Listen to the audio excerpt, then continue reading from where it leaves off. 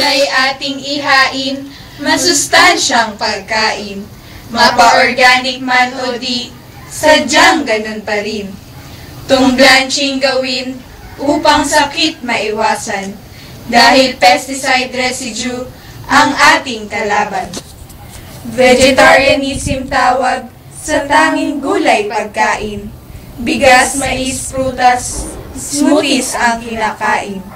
Pag-inom ng suplemento, huwag tangkain. Kulang ng mga bitamina sa gulay kuhanin. Kamatis ay prutas, ngunit sa pagluluto'y gulay. Bidang-bida savory na lasa nitong taglay. Upang gulay bumagay sa lasang pangbata, itago ito sa yema, halaya at lumpia. Squash ay kalabasa, kamatis ay tomato, bitter melon ang palaya, patatas ay potato. Di mo makilala, alugbati pala'y basela. Sa sponge gourd na panganga, patola lang pala.